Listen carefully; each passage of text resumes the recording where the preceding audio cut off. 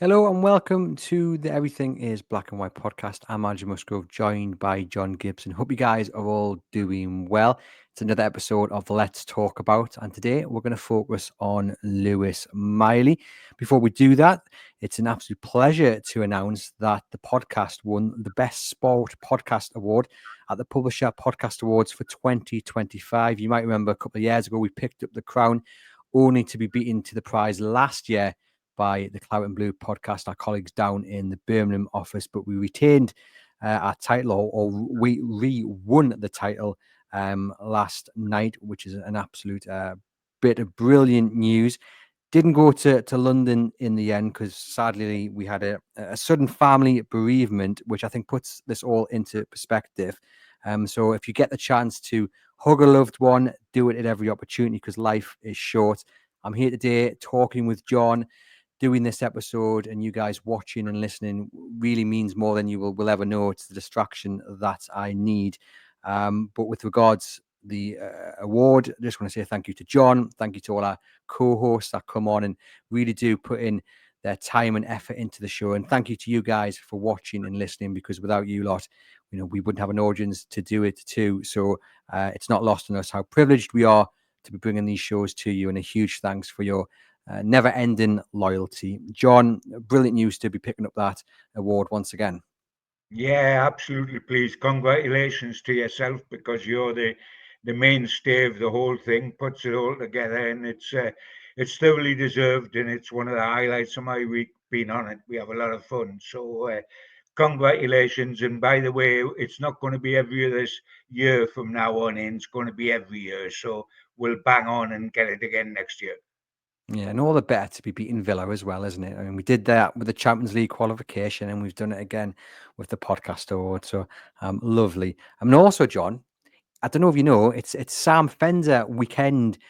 He will be playing at St James's Park. A colleague has just given me this top to hang up in our studio behind me there.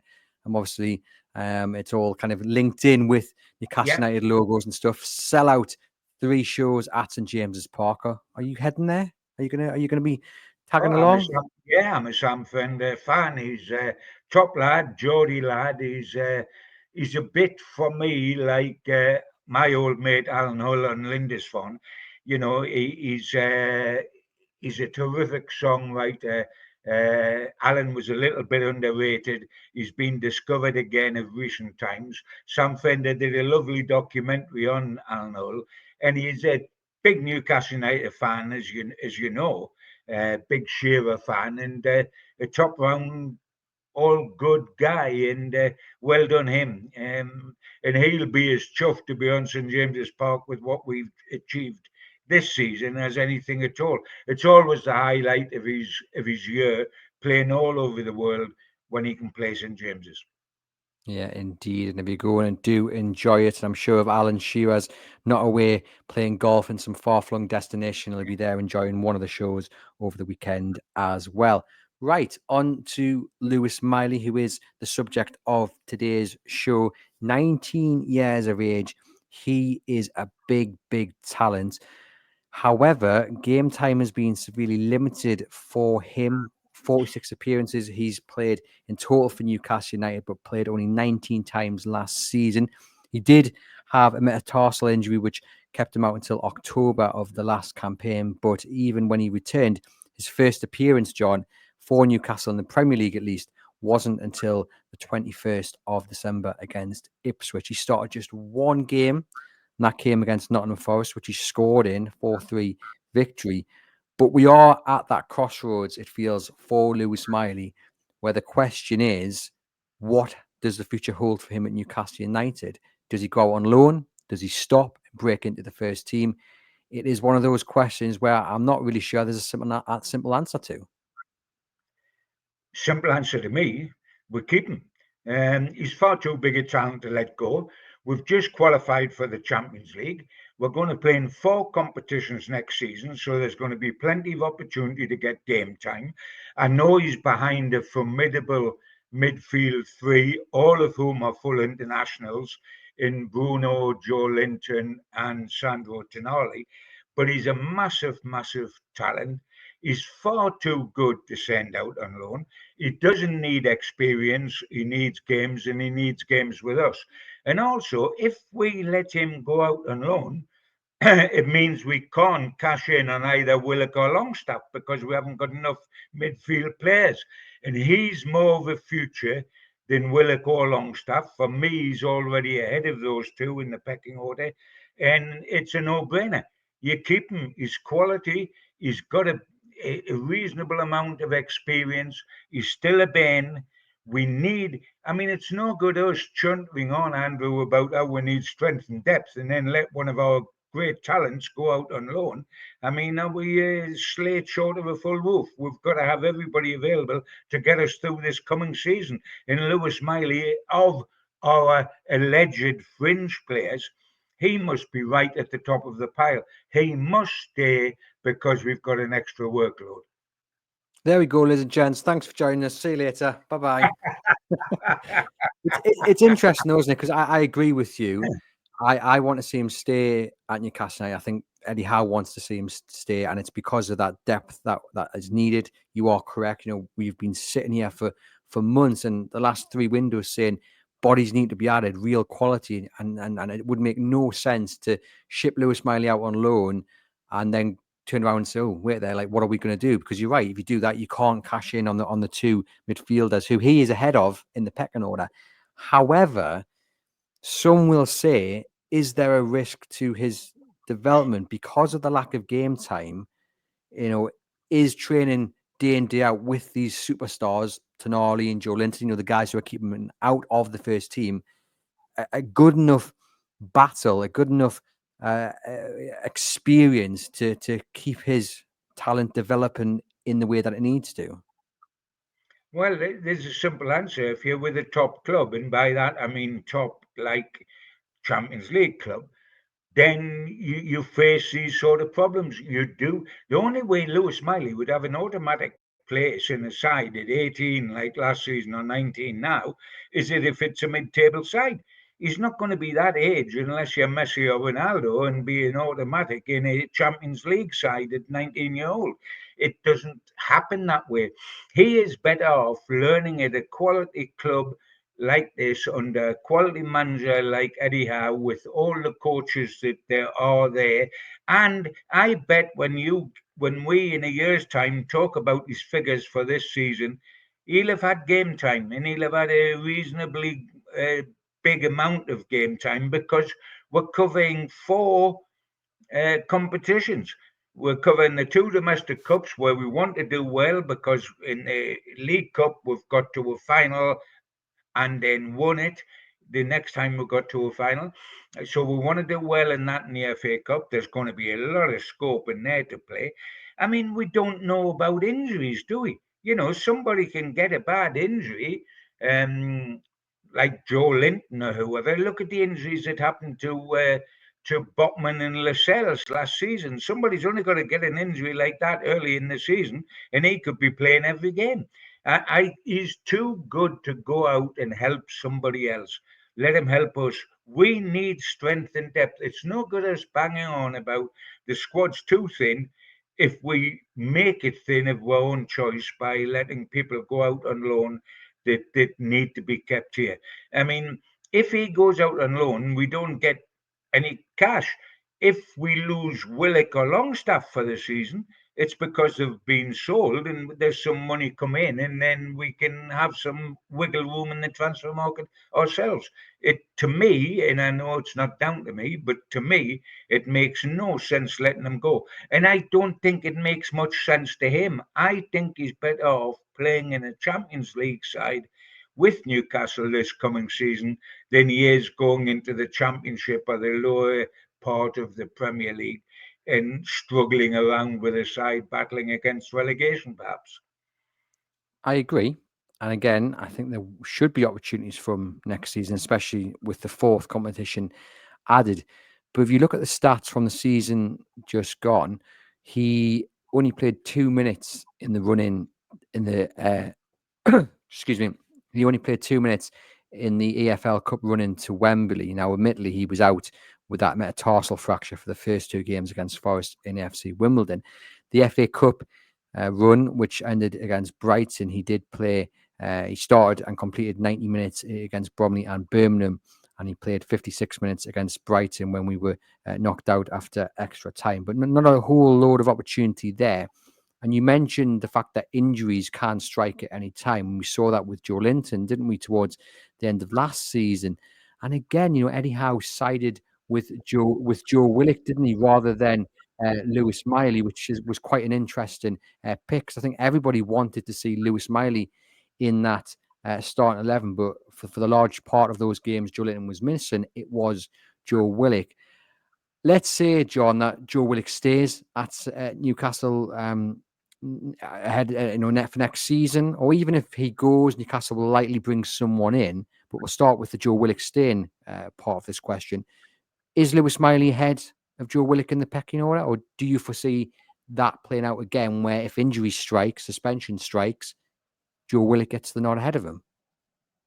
I think every year that passes, every season that passes, Willick goes further down the pecking order and Miley goes further up.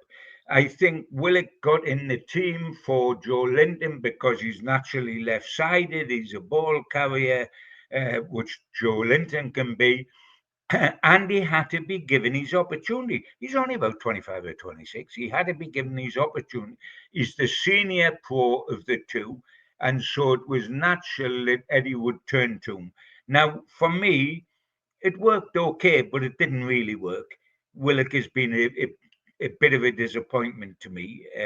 He hasn't kicked on and he's had injury problems. I understand that. He hasn't kicked on in the way that we might have expected him to kick on.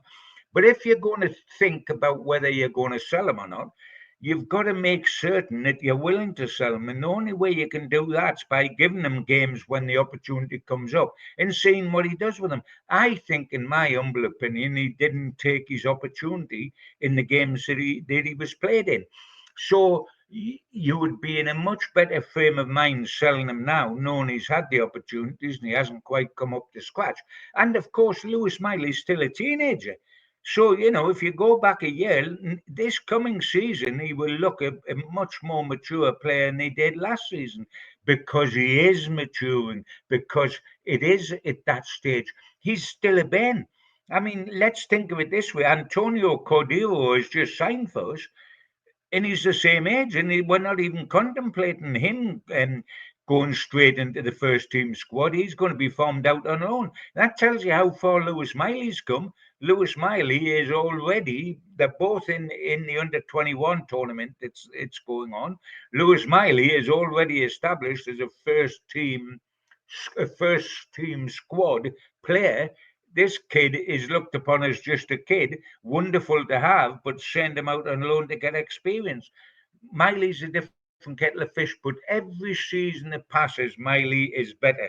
I mean, when I look at him now, you can see the difference between Lewis Miley physically from when he first come in the Newcastle team as this wonder boy little kid, 17 or whatever he was, and now he's grown, he's filled out. He looks a man, not a boy, physically, whereas he looked a boy originally. And I go back to what we say all the time. Football is not now 11-man game. It was an 11-man game when Newcastle won the cup 3 times in 5 years in the 50s because there was no such things as subs. But I mean, it's not an 11-man game now. When we've said last season we put our Champions League qualification at risk because we didn't have a deep enough squad, and we banged on about that on several occasions. So the way to get a deep enough squad is not to farm out the best of the rest, if you like, which is Lewis Miley. I think he's jumped ahead of Willock. I think Willock had to be given his chance. I was disappointed that he didn't take his chance. He may come good again yet. Nobody knows what the future holds.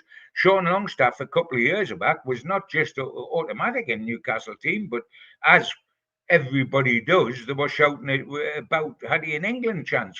Last season we did the same with Jacob Murphy, didn't we? If anybody runs into any, we did it with Willock. If anybody runs into any sort of form, he's on the verge of England selection. Next thing we know, he isn't even selected for Newcastle. Longstaff and Willock, they're not first team regulars at Newcastle, and Sean had been. So Sean isn't going in the right direction here.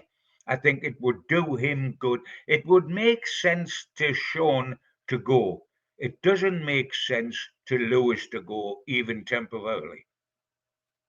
But if Sean or Joe Willick go, or both, which I think is unlikely, I think one of them will end up going. Do Newcastle bring in another midfielder? Is that needed? And if so, how do they go about that? Because do they bring in someone to upgrade the level in that midfield that they've got? Or do they bring someone in who maybe doesn't expect to play first team football, but is a good trainer, competes well, will do a job if called upon, but isn't expected to walk into the first team? I'm just wondering because I think they would be short in the midfield. They would need to go out and get someone new, but it's a little bit like the Isak situation. Like, what kind of striker and what ambitions and understanding does that player have when they sign for Newcastle United? Because if you bring in someone who is better than Lewis Miley, I mean, that stunts his development, right? So I'm just trying to work out what they do in the Yeah. midfield if indeed they sell one of them. I don't think you necessarily buy a superstar for midfield because you've got to get your priorities right. You're going to buy a right-sided centre half that's capable of going straight into the team. You're going to buy an outside right that's capable of going straight into the team. You're going to buy a goalkeeper that's capable of going straight into the team, or at least giving Nick Pope a heck of a problem to think about. So, we can't sign 40, 50, 60 million pound players, 4 or 5 of them. So your midfield player, if you lost Longstaff or Willick, and you're absolutely right, we're not going to lose both, because we can't afford to lose both. Then you would bring in one of probability rather than automatic. And of course, you needn't bring in the same sort of player as Lewis Miley is. You may decide you want to bring in number six, a defensive a shield, is somebody that sort of can stand in for Tonali, etc., etc. You've got a different sort of midfield player that you need to bring in. But I mean, in an ideal world, you do need six midfielders because Howe's idea of an ideal world is that you have two people for every position, isn't it? And at the moment, we have six. If you take the accepted three internationals, you then go Willick, Longstaff, and Miley as the backup. So you have six. But if you lose one, you've got to bring another in. But I don't think you would necessarily bring a star midfielder in because if you did, it means you've got to sacrifice a star either at outside right, centre half, or goalkeeper. You can't get them all. Yeah, you've got the priorities, haven't you? Especially with Newcastle's first choice midfield three when everyone is fit. And I suppose that's the other thing about Lewis Miley is that he is trying to break into a midfield three, which many people, and I'm one of them, class it as the best midfield in the Premier League when everybody's on form and fit to play. Joe Linton, Bruno, and Sandro Tonali. I mean, it's no wonder he's not first choice, John, because he's got those three ahead of him. Sure, absolutely so. Mine, Joe Linton always gives you a chance because he's such a physical player. He gets injured and he's been carrying a knee, which is very worrying. And let's pray that his summer's rest has taken care of that. But he's had repeated knee trouble. He's a very physical player. That's his game. He imposes himself on other people. Um, he's a beast of a man. And I mean that is the biggest compliment you can give to his type of midfield player. So he's always going to face injury because he puts his body on the line. He's also always going to face suspension because he gets booked regularly because he is physical. And a physical player confronting other players gets booked a lot. His record of booking is quite amazing. So, you're going to get games for him, but also you're going to get situations where somebody's got to stand in for him. But also with his knee and with everything else, they're not going to risk those three in every game we play next season. They're not going to play in all of the two domestic cups and perhaps every game in Europe. We're guaranteed 8 games in Europe this time, unlike last time because of the new format. At least 8 games. If we qualify, we go on. And believe you me, Aston Villa did brilliantly in the Champions League and went on for deep into the competition last season. but and they had a much deeper squad than us, but it eventually caught up with them, didn't it? And that's why they didn't make the Champions League again this season. And they had a greater strength and depth than us. So, Lewis Miley will get his opportunities. He will be absolutely critical to us. You're only as strong as your weakest link, Andrew. And if your weakest link is that you've got nobody on the bench, then you're going to be in trouble repeatedly. We need quality on the bench, like Lewis Miley, and like having Barnes and Gordon for one position, or with your fullbacks once we get Livramento and Hall back. We still need somebody like Trippier that can do the job. We still need Botman to be challenging Byrne. We're not going to get anywhere with a great first 11 and then a bunch of kids. I mean, inexperienced juniors, academy players. I mean, is Lewis Miley good enough, John, though, to break into that midfield three? And I'm not just talking about filling in when someone's suspended or injured, but actually he's competed in training and he just says, "Do you know what? You've earned it. Here you go." And then he keeps that spot. I mean, he's fourth choice, we say at the moment. I mean, is that is he good enough to do that, you think? Well, he will be eventually. I don't know. It's up to him. It's up to his development. At this moment, he's not going to start the season because the three we talked about will be the three midfield. They are absolutely crucial to us. That midfield is what we built a lot of our play on last season, and it is what won us the League Cup. And that's no disrespect to everybody else because the team was stupendous on the day. But we bullied and bossed Liverpool in the middle of the park. So you have got that sort of problem. But at the same time, if he keeps developing, he will go into that because Joe Linton's not is fabulous, absolutely fabulous. But he ain't going to get any better. He's at the zenith of his career now. In a year's time, he ain't going to be better than the Joe Linton today. But in a year's time, Lewis Miley is going to be better than the Lewis Miley of today. So he's going to go in the one direction. Now, when he's ready to scatter those three, may not be at the beginning of this season. It may not be next season at all, but it'll probably be the season afterwards. And hey ho, you'll be an old man then, won't he? You'll be 20. He's got Where do you time on see his him? side. Yeah, He's yeah. got Well, that's time the on thing. He his has. side. He has. Um, where in that midfield three, assume that anyhow doesn't change formation, does Lewis Miley sit at the moment? Who is his direct competitor? Is it Bruno? Is it Sandro Tonali, or is it Joe Linton out on the left? Well, I think it's actually Bruno or Joe Linton. I don't think he plays in the Tonali position. I don't think. I think it sounds. I think Tonali is the best of those three players. I think he is all round the best, and that's saying something because the three are outstanding. But I think for consistency and for the type of job he can do, Tonali's the best of the three. So he's going to get it. I mean, his best chance of getting in is Joe Linton because of the knee, because of the bookings, because over a whole period of a season I'm talking about. But unexpected chances come all over the shop. I mean, Sven Botman suddenly gets injured and he's out the equation where he, if you go back far enough, would be one of the first guys on the team sheet. Um, Murphy had no chance of being a first team regular until last season. And then he had such a standout season, people were trying to get him in the England squad. So things change enormously.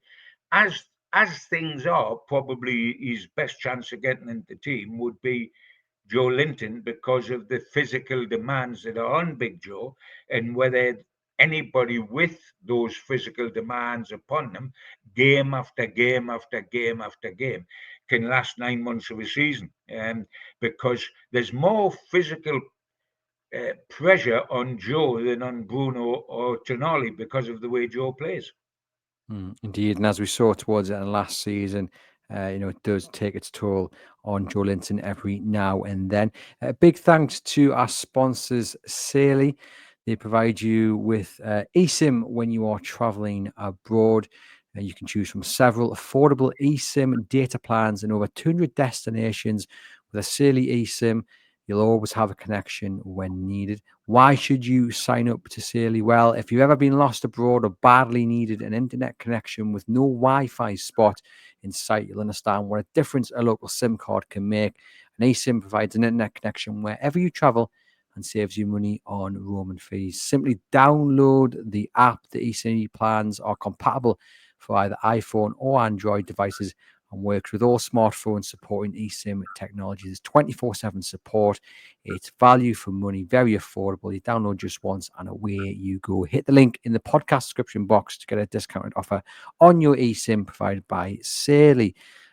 John, I've asked you about potential exits and potential incomings. If Newcastle United did finish the transfer window and the midfield options looked like Bruno, Joe Linton, Tonali, Lewis Miley, and one of Longstaff or Joe Willick, would you be happy with that going into the season and the schedule that's coming? More or less, but I would like there to be six. And that doesn't mean necessarily keeping Willock or Longstaff, but it could be bringing a bright young boy in like you're trying to do with centre forward. But talking again of the very interesting point you made, Andrew, about, is there a chance for this guy, Lewis Miley, to break in? When would that be likely? Would he be patient to wait round for that, or would he prefer to go out and be a first teamer elsewhere in the way that Elliot Anderson was at one stage of his development? If I was Eddie, I would be saying to Lewis, look, if you want inspiration, just have a look at Tino Livramento in Lewis Hall. Kids as well, older than you, but kids. And when they first joined us, they couldn't get game time. They weren't playing regularly. Byrne was playing left back and Trippier was playing right back, and they struggled for game time. But before you know where you are, a new season comes along. You're the regular two fullbacks, and before you've turned round, you're both full England internationals. Everything comes to heated weights. If you're talented enough, you've just got to keep going along. It's going to happen. It will happen. There's times when Hall must have got so frustrated in that first season when he come. He couldn't get a sniff. He couldn't get a sniff as a sub to get on. His game time was absolutely nil. And then all of a sudden, he's a regular. He's in England international. And by the way, the season he's just had has been absolutely outstanding. He would have been in with a shout of Player of the Year if the injury hadn't killed him off. So if I'm Lewis Miley, I'd be looking at Tino and Lewis Hall and saying, "Aye, I can do what they did." Especially when you look at who Tino Livramento kept out at right back, and it was Kieran Trippier, one of the best right backs the Premier League's Yeah, ever seen. So yeah, that is food for thought, I think, for Lewis Miley, because nothing's set in stone. We can sit here and say the first choice midfield three are Joe Linton, Tonali, and Bruno, but nothing is set in stone, and that has been shown, as you said there, by the two examples you've given. it is as well, Andrew, because if we go back a year or a little bit more, Anthony Gordon was the greatest thing that had happened to Newcastle. He'd had a sensational season. He'd become an England international, and he was virtually the first man on the team sheet. All of a sudden, in the season that's just ended, the second half of the season from Wembley onwards, it was Harvey Barnes that was the regular choice. It was Harvey Barnes that was scoring all the goals. It was Harvey Barnes that was the genius, and Anthony Gordon not so much. And has his head been turned? And does he want to go to Liverpool? No. Life changes in football, doesn't it? It changes all the time. Lewis, just wait on, son. Your moment will come. You're going in the right direction. You're at the right club. You're a local lad. Opportunities will come in. You can do, as you say, Livramento was faced with the best right back Newcastle's had, arguably, in the whole history, certainly since David Craig. And all of a sudden, he's got his position. And Dan Burn was repeatedly getting picked at left back by the manager, who rated him in that position. But so with Bachmann available to play centre half alongside Shaw. So there was a road blocked for Hall, who wasn't getting a sniff. And all of a sudden, the pair of them are England internationals now. So if you're an England international, Lewis Miley, by the time you're 21, 22, and you've stayed at Newcastle in the meantime, I think you've done pretty well, and there's a long career ahead of you after that. Take your time. You're a good one. Take your time. This time is on your side as long as you can see a path ahead of you. And there's a path ahead of you. And blame me, Andrew, is this the summer to leave Newcastle on loan? We've just got in the Champions League. We've just won a trophy. We're on a super high. You want to be part of that, surely. Oh, indeed, and even more so given his local links as well. I mean, he's living the dream, isn't he? I did ask people on social media to get in touch, John, regarding today's subject, and thank you to everyone who has done.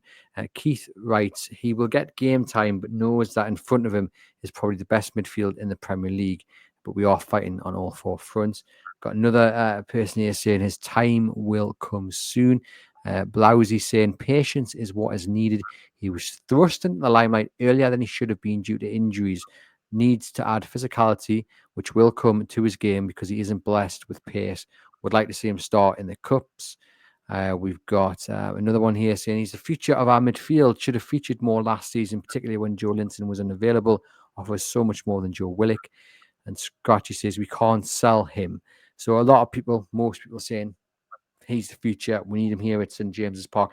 It's interesting. I think I always worry though when they get to this age, because we've been here before with so many players who have been tipped for big things. And I actually think when you look back on the list, Lewis Miley's top of that list, and he's by some way as well. But you know what I mean, John? We always have the next cab off the rank, so to speak. And he is at that age where he needs first team football to keep on developing. But how likely is he to get that on a regular basis next season, other than for injuries and suspensions? I'm not too sure.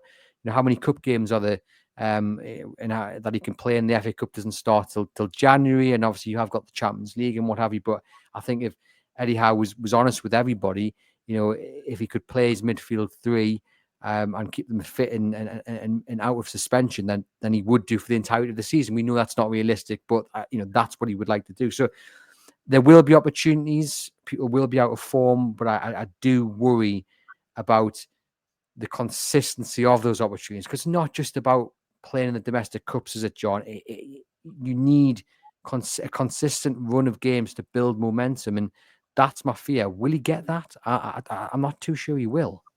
He's not going to get that at any side that's in the Champions League. He's a developing player.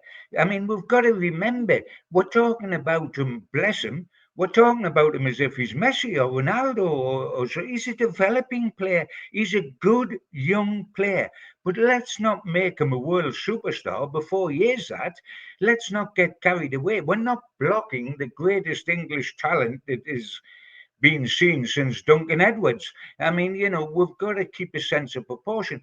Those things that you read out, Andrew, that come from the fans, all of which I virtually agree with, and they were agreeing with the argument that you and I are putting forward. But there was a very good one in the middle of that where a guy said, look, he was thrust into the team a bit earlier than he should be because of injuries, and that's true. At the age he was then, you take, say, a couple of years off him. He was in the team out of necessity, not out of deserving it in terms of thrusting aside all the opposition by being so dynamic. And the thing that the guy picked up on right, which is absolutely true, is that he is not blessed with pace. That's the one thing he is not blessed with. And I pointed that out to myself and to other people when I saw him very, very early in his career. I said, because pace is so important in the modern game. You don't have to have it hugely. I mean, Bruno's pace is the same as Miley's pace. In other words, it's average. It's not great. It is not his strength. His pace is not his strength, but he can get around that with a physicality, and therefore playing the Bruno type of role might suit him rather than being. He's never going to be a Terry McDermott box to box player with the pace that Terry McDermott had, because he's not blessed with that, and he was put in the side early, and that's elevated his situation. I can tell you one thing, Andrew, because I've been talking to people at St James's Park just out of pure friendship, not out of professionalism, and a lot of people who have been round St James's Park for a good many years, totally behind the scenes, I'm talking about, have been quite surprised at how well Lewis Miley did, because when he was a real Ben, he looked a decent player, but nothing special. You know, they've seen the development of Lewis Miley and said, this is absolutely incredible. And isn't this a wonderful tribute to him? This is absolutely incredible. He didn't stand out like Gaza stood out. He didn't stand out as a kid like, this guy is a world beater. He didn't stand out as a kid like Wayne Rooney at Everton, who's 14, 15, and 16, and you're saying he's going to have to play in the first team because he's that good. He didn't leap out at you. He didn't leap out like Gaza. Uh, and and it's the biggest compliment we can pay him, the way he's come through and how dedicated he's been from what was in a bundle of promising young talent at Newcastle in the his early teens. Um, and he is good. He is going to be good. But we're not holding back Messi here. Time is on his side. He's got to learn that, and he's got to learn his trade, and he's got to think he will get games. I mean, even if you look in the Champions League, it's a different setup. The Champions League now to what it was when we were in the last time. I mean, you get 8 guaranteed games, but all 8 are different teams. They're not home and away, and they're from different pots. So while you're going to get a couple of absolute top-notch names, you're going to have a couple of teams from the same pot as you, i.e., almost like newcomers to Champions League, haven't got a great depth of history, etc., etc. Now you get a couple of games like that against, I don't know, a Swedish side or something like that. Miley can start in the Champions League. Just because it's got a label of a Champions League doesn't mean it's the greatest match. I mean, in the Premier League, if you play Southampton up here, it's not like playing away at Liverpool, is it? There's a big difference in it. So he will have chances in the Champions League in accepted games as well as in the domestic cups, and things will happen. I mean, things will really happen. I mean, we've had unexpected things at St James's Park. The opportunity is going to be there, but we've not just got to look at it. I mean Newcastle United here, Andrew, have not just got to look at it from his point of view. They've got to look at it from our point of view. From our point of view, to let Lewis Miley, you send Lewis Miley out on loan this summer, and we get into September, there's a couple of injuries, we're playing a first game in Europe, etc., etc. Joe Linton's not available. Do you think the club would be hammered for letting Lewis Miley go to West Brom on loan or something? I mean, you've got to think of it from the club's point of view as well as the young boys' point of view. We would be stupid to let Lewis Miley out of this club. And I'm not suggesting for 1 second, by the way, that he's agitating to go out on loan, because I think he's a clever boy and he should know that he's better off here. If in 2 seasons' time he hasn't broke through or whatever, he's still only 21, you might have to look at the situation is then, whether it's loan or whether it's getting away from Newcastle United. But it wasn't necessary. And Elliot Anderson would have been happy to have stayed here, but it was taken out of his hands. And I think Lewis, just stick around. You've done brilliantly so far, son. Stick around. Let's not make him the next Ronaldo or the next Messi and put that sort of pressure on him. So when he comes in the team, we expect him to do a Gaza or something. Let him develop naturally. He's going to get. I think if we're talking in a year's time, I might be saying to you, remember a year ago when we did that program on Lewis Miley? Look what's happened to him in the last year. It can work out. Keep him. We must keep him. The question for me is not whether we keep Lewis Miley, it's whether we keep Willick and Longstaff. Well, I think everything you've said there is spot on. I agree with you. I think in an ideal world, if you had Longstaff and Joe Willick or players in that position who were of a better ability, I that you could rely on more to actually, change a game when brought on from the bench or hand their opportunities, then you might well see Lewis Miley go out on loan to a place where he does play week in, week out, a championship club who are going to be battling for promotion, or a Premier League side where he just gets that first team football. But as it is, Eddie Howe's squad doesn't allow him that, I guess, luxury to do that, because he needs Lewis Miley, because the numbers aren't there and the quality isn't there. And he is, quite rightly, Miley, in the eyes of many, fourth choice with a chance of breaking into the first team. And we just have to hope that we are sat here in a year's time, John, saying what a season he's had, because I do think even at the tender age of 19, it's probably a big season for him. And I go back again to my concerns about a run of games, but those opportunities will come because of the schedule. And when they do come, he has to make sure he takes them. Which, to be fair, John, the brief cameos he had last season, I think he did enough for people to say, you know what, there is a player there. There is something there. He just looks comfortable on the ball. He doesn't panic. He's got an engine on him as well. But you watch some of the passes he picks and some of the kind of patient build-up that he has, you can see why people like him. I think there is a real talent there. I mean, if I was Lewis Miley, and he must shudder at that thought when you look at me at my age trying to be Lewis Miley at 19. But if I was the player Lewis Miley, and I was sitting today and thinking, where do I want to be in August? And I'm just using West Brom as an example. And the choice was, I could be at West Brom playing every week. I could be at Newcastle and playing the Champions League at some stage. And I'm only 19. I know which one I would take, and it wouldn't be West Brom. Yeah, indeed. Well, there we go, ladies and gents. John has made it clear that Lewis Miley must stay at Newcastle United, both for the good of the club and his own development. Let us know in the comments your thoughts on the future of Lewis Miley. I'll get back to each and every single one of you. Thank you to John, as always. Thank you to you guys for watching and listening, and I'll catch you guys very soon.